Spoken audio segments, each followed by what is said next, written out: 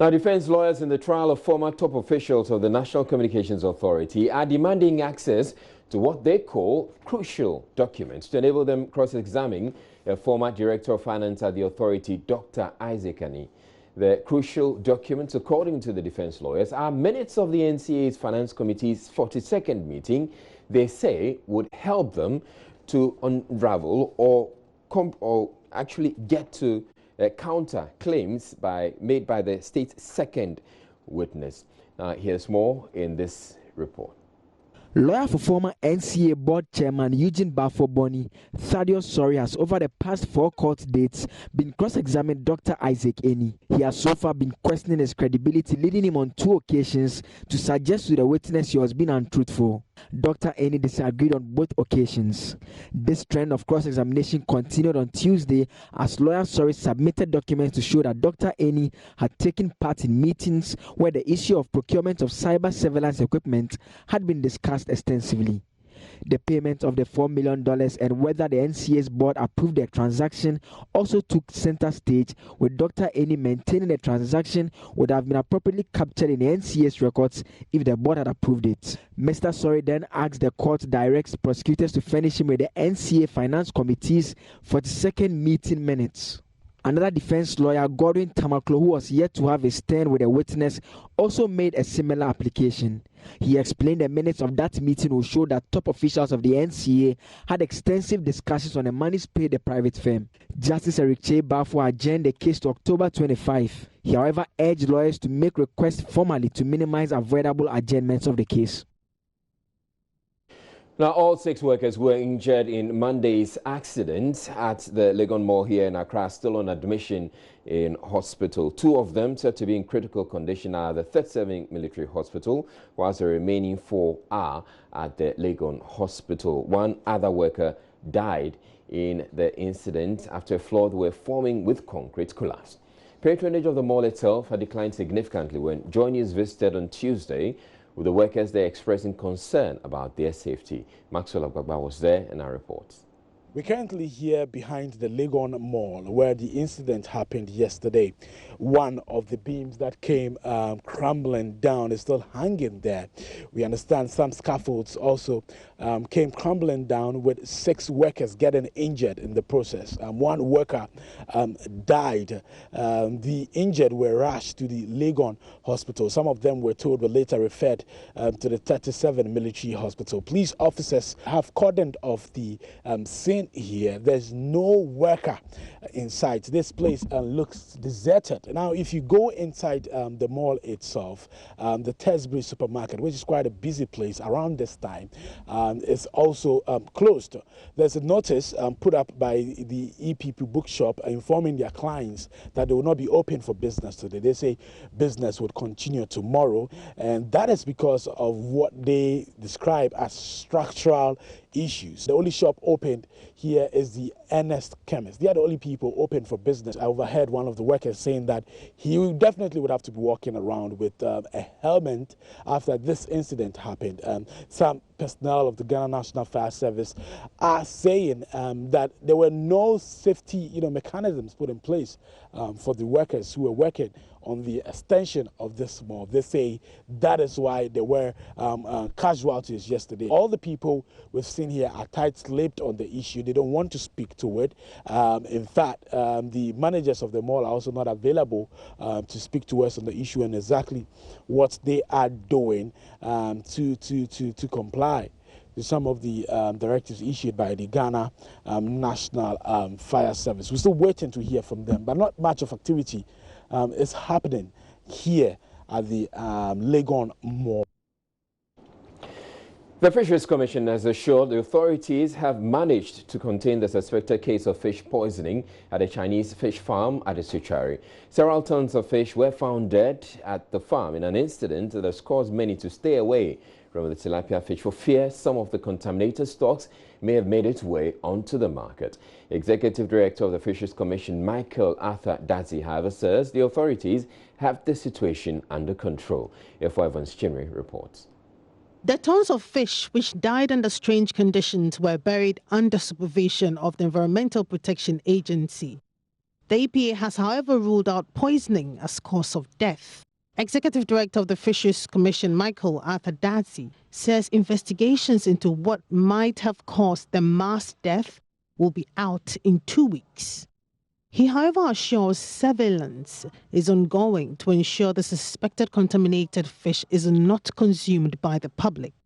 Insofar as the information got to us and the proactive measures that we took, what we chanced on, everything was buried. But like you said, if some had gone out there, I think it behoves every Ghanaian to examine the fish you are buying. No, I said it behoves every Ghanaian to examine the fish that he or she is buying. Now, we have engaged the fish processors on the lookout. We are also telling the Ghanaian, the members of the public, to also examine the fish that they will be buying. But so far as we are concerned, what we chanced upon, everything had been buried, and we had made sure that the place is under police surveillance, so that there wouldn't be any human scavengers going there to exhume. Minister for Fisheries and Aquaculture Development, Elizabeth Afolikwe, has meanwhile underscored the need to ensure the fisheries sector is free of child labor and trafficking. She was speaking at a signing ceremony of an anti-child labor and trafficking strategy. This national anti-CLAT strategy represents a consensus of stakeholders' views on how to comprehensively combat child trafficking in our national fisheries sector. The approaches in this national strategy are designed to put in place the effective protection of children and prosecution of offenses relating to child labor and trafficking in cooperation with other ministries, the police, and our national politicians, regardless of party affiliation. In this strategy document, we outline strategies for eliminating the child labor and trafficking. Specific strategies outlined in this paper include child rescue, rehabilitation, reintegration, and prevention strategies. The signing ceremony between the government of Ghana and the United States of America is to increase effectiveness of fighting child labor and trafficking.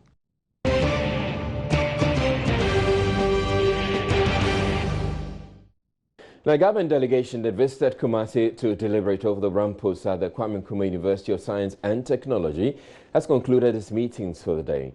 The delegation, comprising the Education Minister and the Information Minister designate, were involved in a series of meetings and also visited the KNUST campus. Education Minister Matthew Poku-Prempeh addressed the media shortly after the meetings.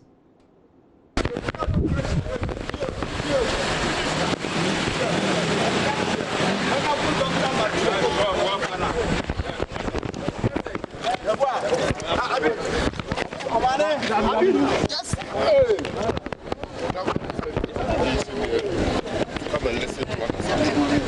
We have met the university management, we have met the Security Council, and we have met the students. We are going to collate our views, and you will hear from government. That's the great minister. You will hear from government. Now, Information Minister designate Kojo Nkrumah also said the team would report back to President Akufo-Addo. That the government delegation has been in town engaging with various stakeholders, the university authorities, council representatives, student representatives, to understand what has happened. You know that ordinarily the university is semi-autonomous and they handle their own affairs, but it's become obvious that these matters have not been contained at that level, and so now there's a need for higher level intervention. We have finished our first level consultations. We are going to the campus also to see and engage for ourselves, and then we'll report to the President, and once clear decisions are made, we'll announce to the country where we are going with that. You said high-level interventions. Can you give us what you mean by that? An intervention beyond that of the university. Okay? Thank you. Bye. Yes, dear. Well, that government delegation has since been to assess the situation on the campus of the university, and they are actually on their way back to Accra. But joining me right now is Prince Sapia, Love News' Prince Sapia, who has been following the deliberations of this government delegation all day. Thank you very much, Prince Sapia. Now, you tell us what has been happening. I know that they have been in series of meetings. What can you share with us? Yeah, Israel, what I can say is that the meeting started somewhere 1 p.m. Today. We saw the National Security Minister there, the Education Minister, the Information Minister, Kujo Ponkoma, and the Regional Security Council were also there in their numbers. Then the Student Representative Council were also there. Then the school authorities, I mean the Vice Chancellor, Professor Obri Danso was also there. So the meeting was in two folds. The first part of the meeting that ended around 4 p.m. was between the high-level delegation and then the school authorities, the Vice Chancellor and his team. Then after they went on a break. Then when they came back, they met the student body, the SRC, the NUST, the National Union of Ghana Students, and their team as well, and they had a lot of interaction with them. So it was after that, around a little after 6 p.m. that they met the media and decided to tell the media what the outcome was. And what they said was that it is beyond the university, which is a semi-autonomous body, to handle such issue, and they are going to continue with the series of meetings. They will see things for themselves on KNUST campus. Then they will send a report to the president. From there, then they will take the decision as to what they must do with regard to this particular situation, Israel. Now, Prince, what have you been able to pick up so far as the deliberations in these meetings and what may have transpired?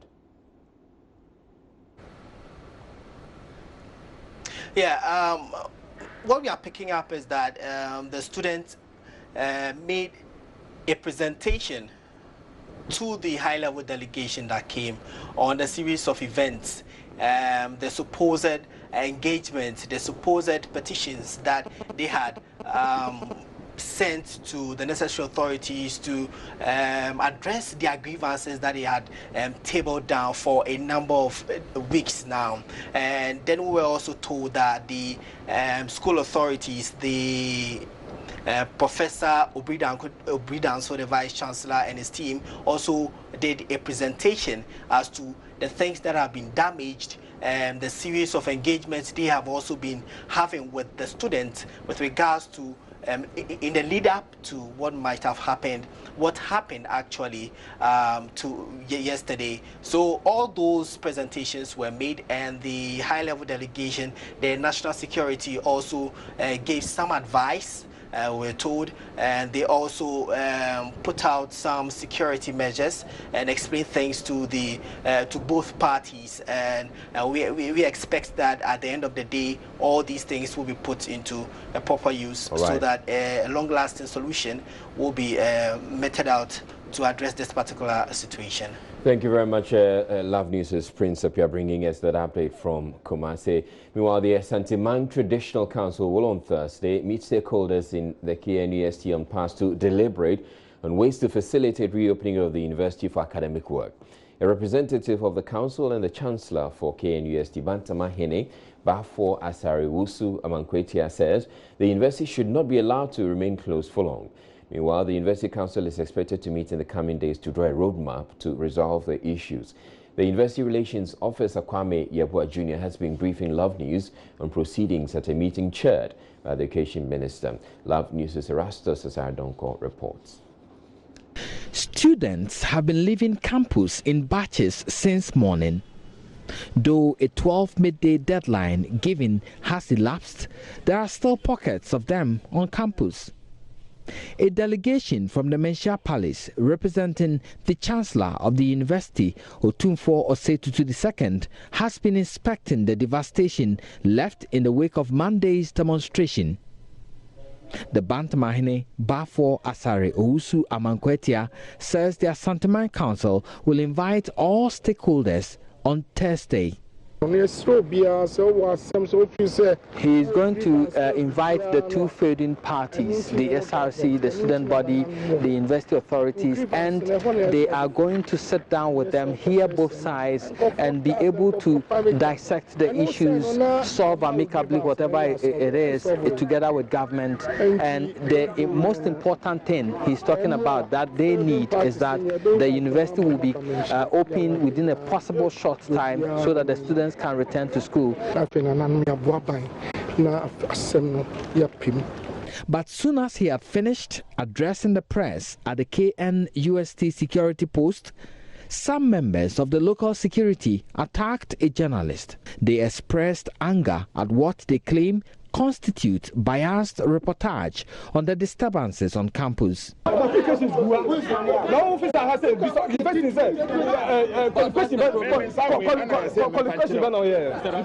realized someone just hit me at the back with something. I couldn't see that. And to attack yes, me.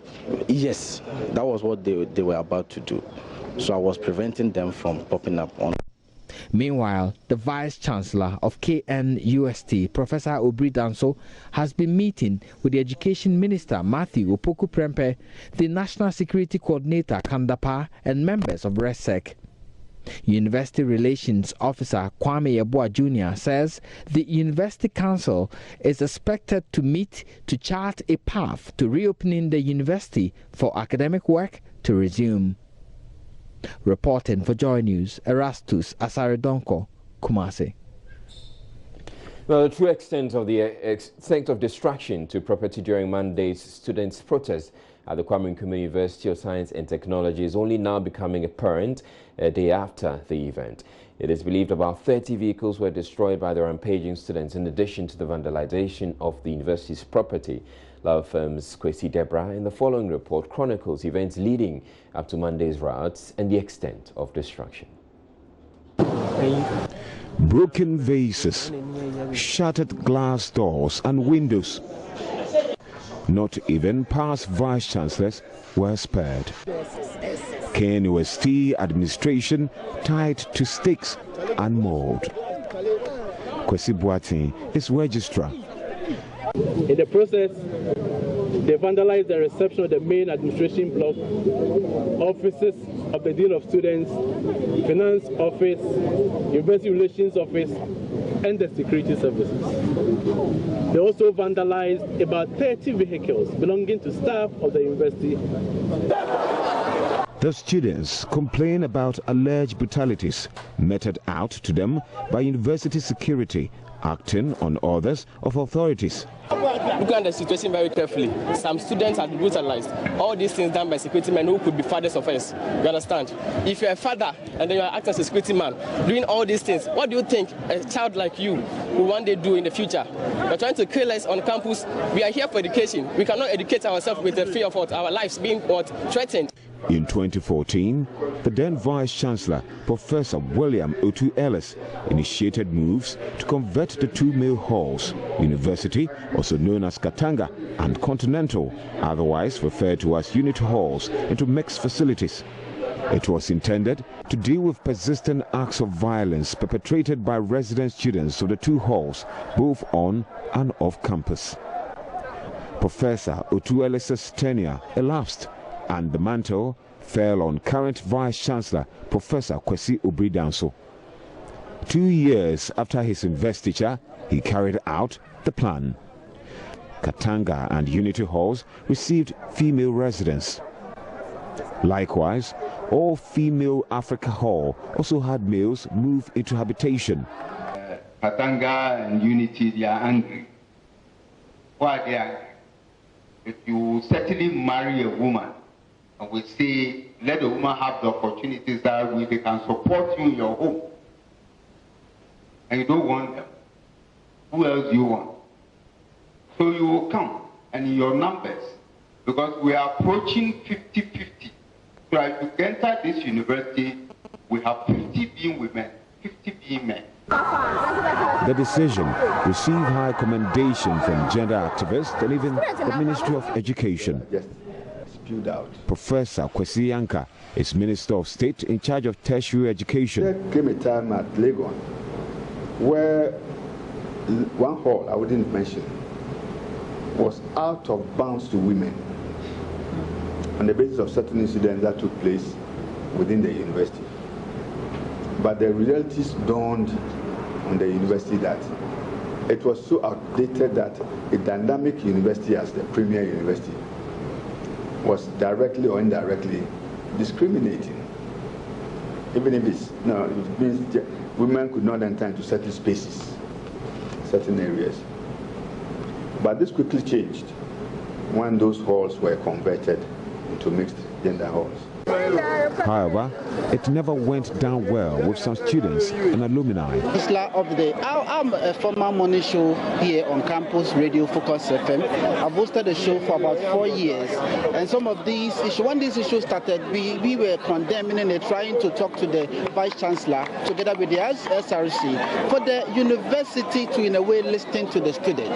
The Vice Chancellor of the university is trying to be too autocratic. Now look at what we are seeing. Everything is now mayhem. And so do you want to wait till, the university properties are vandalized before you rescind the decision? I think aggrieved persons petitioned KNUST Chancellor Asantehene Otunfosu II and later President Akufo-Addo to reverse the decision. The High Court dismissed an interlocutory injunction application filed by students to restrain authorities from going ahead to effect the conversion. I feel so angry and devastated about this issue because the government is supposed to come into this issue, but they've neglected us. The day of the court's decision coincided with the arrival of newly admitted students. University authorities, in anticipation of trouble, beefed up security with police and military deployment. This hot water tanker, for instance, has since been here. Despite the security measures, some alumni were allowed to observe weekly vigil known as Morah, during which students drum, sing and dance all night on Fridays. But authorities decided to put a leash on it when they found out the activity had been corrupted with revelers going naked and harassing female students. Angered by their action, students have been having occasional confrontation with university security. On 6 September 2018, police at KNUST station arrested and later granted bail to 3 students of Katanga Hall for illegal assembly and violent behavior. They were cited for defying warning by authorities against organizing the famous Friday night Morah gathering because previous events had turned violent. Last Saturday, 20th October, 11 students of the Katanga Hall were arrested. One of them was injured in a scuffle with university security. My mother didn't allow me to go, said I should wait and take the scan and even internal bleeding because they hit me with it. So, but for me, I don't know how it's the best thing. I'm feeling something inside, I don't know. Earlier in August, a video of students being manhandled by school authorities went viral. Kwame Yeboah Jr. is University Relation Officer. There has been a lot of restraint by our security men in the face of so much provocation. You find students doing all sorts of things. These few students, I mean, doing all sorts of things. Just imagine blocking the entrance of the hall, not allowing the residents to go in there. The Student Representative Council met with Junior Common Room and decided to force authorities to end the alleged brutality by boycotting lectures and going on a peaceful demonstration. So tomorrow it's a peaceful walk and we just want our voices to be heard. The Dean of Students countered the declaration and warned students boycott lectures at their own risk. Then, on Monday, a few students started blocking roads to prevent especially shuttle vehicles from carrying students to the lecture halls. Then the numbers grew by the minute into thousands including some known alumni. Demonstrators stormed security posts, destroying vehicles and other property. The dean of students was a victim. 4 of the halls, especially the 2 converted halls, suffered a heavy destruction. Information available to KNUST indicates clearly that some alumni of the University Hall have been the brain behind orchestrated and executed acts of vandalism as they came in several buses to participate in this activity. Did the demonstrators, made up of some alumni, consider introduction of females a break in an age-old tradition, an abuse of their right? Did the university security go too far by restraining the vigil and controlling students with force? Who is abusing his right and whose right is being abused? For Joy News, Kwesi Debra, Kumasi.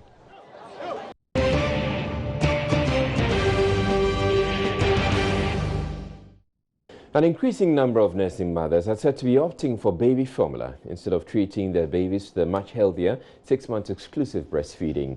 The Ghana Health Service blames the situation it describes as alarming on the promotion of baby formula. The service is, however, seeking to reverse the situation with the Becoming Breastfeeding Friendly Initiative Conference. Selina Mampo was there and has more on this report. Breastfeeding is a normal way of providing young infants with appropriate nutrients they need for healthy growth and development. Research conducted by the Ghana Health Service, however, reveals mothers are not breastfeeding, but rather patronizing more breastfeeding substitutes for their babies. And it was one thing that was really a barrier for breastfeeding practices. There's also the issue of promotion and sale of breast milk substitutes. And there were lots of promotion from the breast milk substitute companies going through around facilities, introducing and promoting the use of breast milk substitutes. Some even go to the extent of sponsoring World Breastfeeding Days and the rest, just to get into the breastfeeding norms of the hospital or the facility. And there was also the issue of prenatal feeding. As I mentioned earlier, sometimes glucose water are given to babies, newborn babies in health facilities. Speaking at a conference Becoming Breastfeeding Friendly Initiative, a representative of the Ghana Health Service, Esther Gia, said many of these women do not even know the measured quantity for mixing these formulas. The formula is being used. The mother even doesn't know that maybe I have to pour this amount into this amount of water, so there can be concentration of the formula or over dilution, and this can affect the growth of the child. And the issue of acute tract infections, overall disease burdens, high rates of death among non-breastfed infants, and poor infant growth. Gender activist Ohene Yuri Gifty Auntie also advocated for institutions to provide nurseries to help working nursing mothers care for their infants while at work. So I think that one of the easiest way we can handle this is if we push for institutions to have some private rooms where mothers can go with their babies, with a nanny or house help or relative or whoever being there, where they can take breaks and go. And then this whole thing about 6 months leave, 4 months maternity leave may not be a big issue, because the most important thing we are pushing is the exclusive breastfeeding, making sure your baby is safe, you are giving her uncontaminated milk and care. Selinam Apos report for Joy News. The Neurological Department of the Greater Accra Regional Hospital says it is alarmed by the number of road accident victims who undergo surgery at the unit. A surgeon at the facility, Dr. Emmanuel Yao Vuado, describes the situation as worrying. He made this remark when a humanitarian group led by wife of the Vice President donated neurosurgical supplies to the hospital on Tuesday. There's more in the following report. Senior neurosurgeon specialist at the Greater Accra Regional Hospital, Dr. Emmanuel Yao Vuado, revealed that most cases that undergo surgery at the unit are largely due to road accidents. We attend to as many as 20 patients per week because of road traffic accidents, but we get to operate on 5 in the most busiest weeks. the motorbike riders are young. Their victims are the elderly and the children. Because they are young, they don't have all that money in the world to pay for their brain surgeries or their spinal surgery. So those two injuries are very, very expensive. And when they get themselves involved in that or their victims get involved in that, it becomes very difficult for we the doctors because they become a burden on the system. Meanwhile, wife of the Vice President, Samira Baumia, is cautioning motorbike riders to adhere to safety measures, such as wearing of helmets in order to mitigate the impact of road accidents on victims. We at Samira Empowerment and Humanitarian Projects are partnering with the Turkish Embassy and Turkish Cooperation and Coordination Agency, TICA, who have gracefully provided this equipment. We hope this will go a long way to boost your work and to support your department, which is the neurosurgery department. I had a little conversation with the management of the hospital, and I'm finding out that the neurosurgery patients are predominantly victims of motorcycle accidents, and so this is a cause for worry for all of us. And I hope to take this opportunity to encourage everybody. In fact, we should say that everybody should make sure that they have a helmet whilst riding motorbikes. Turkish ambassador to Ghana, Nesrin Bayazit, is optimistic the equipment donated to the facility will be put to good use. Every success, and I hope that this will be useful for the hospital, and we will of course continue in our cooperation in health. The Samira Empowerment and Humanitarian Project is a non-profit organization established with the purpose of empowering the underprivileged in Ghana through diverse social intervention projects. Construction work has resumed on the dual carriage road connecting Sokode-Bogoma to the Volta Regional Capital Hall. The project was started in July 2016 and was expected to be completed in 18 months, stalled after 3 months when the Mahama-led government failed to honor a 10.5 million Ghana cedi certificate raised for work done. The Minister for Roads and Highways, Kwesi Amakwata, has meanwhile announced the government has paid 15 million cedis out of 18.5 million cedis of the outstanding debt to enable work resume. Correspondent Fred Kwame Asari reports.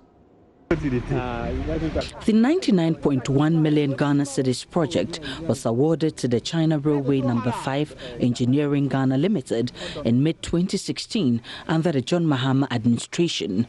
The project, which covers a 10.5 kilometers distance, would see the Sokode-Bogame Road to Ho upgraded to a dual carriage status, coupled with some traffic management works in the whole township. However, construction works could not meet the schedule due to the inability of the previous government to release funds for the contractors to continue work. Works on the stretch stalled just 3 months into the project, leading to a further deterioration of the road. The Minister for Roads has, however, revealed the Akufo-Addo-led government has paid a sum of 15 million Ghana cedis to the construction firm to continue work. He stressed government is committed to improving the country's road network to ensure its successful implementation of its flagship agricultural program. So do I have the capacity to deal with any engineer, including my chief director? Because there's no way my hand will be in anybody's mouth. And I want to serve notice that in the road sector, everybody should sit up. I have asked the engineers to ensure that there is quality supervision on this project. And while it's going on, we are taking steps to link the road from the junction to the university, the University of Allied Sciences. The minister also directed the demolition of houses that are wrongfully sited in the demarcated area for the road project, assuring timely payment of compensation. If compensation has to be paid and is from my ministry, for that matter, any other ministry, if I have to go to the finance ministry, there is perfect understanding between and among President Akufo-Addo's ministers. There is a perfect interministerial cooperation, okay? And if I have to lead to make sure that people who are affected by road construction, which is my sector, I have to fight for their interests. Works on the Sokoto-Bugami-Ho dual carriage road is expected to be completed within 18 months. Fred Kwame Asari's report for Joy News.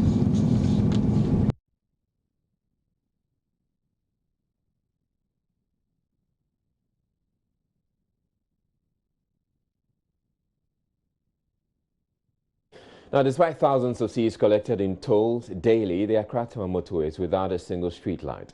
For our Joy News agenda this week, looking at streets without lights across the country, my colleague Justice Bedu went to meet an accident victim who is still haunted by her near-death experience as a result of the poor visibility on the stretch.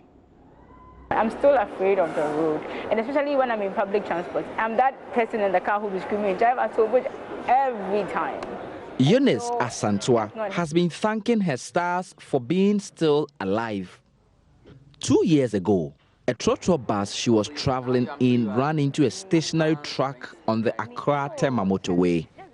The driver was trying to avoid a pothole, lost control of the car because it was too dark, and crashed it, killing one person instantly and injuring 20 others, including Eunice. I actually thought I had died because up to date, I don't remember what happened.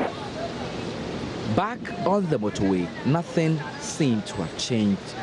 Some of the potholes have now developed into gaping manholes. The entire stretch has no street light, and the people at the toll booth remain in brisk business, collecting thousands of cedis every day in toll. As night falls, the danger on the motorway is even more obvious. Hundreds of cars meandering their way through this highway in total darkness. Now we can't even stop for passengers to alight at night because we are scared. The motorway, ideally, you should do it in about 20 minutes. But whenever I am in a car with someone, they do it in longer. Because the moment the person starts to speed, I get scared. But the challenges 2 years ago that caused someone's death are still there on the road. There are still broken down trucks in the middle of the road. The accident that nearly took Eunice's life is just one of many that happen on this stretch almost every week. And this story about the state of the road is about the umpteenth. Yet, the motorway, Kwame Nkrumah's motorway, remains an unlit, pothole-ridden death trap lying in wait of its next victim. Justice Bedu, Joy News, on the Accra-Tema Motorway.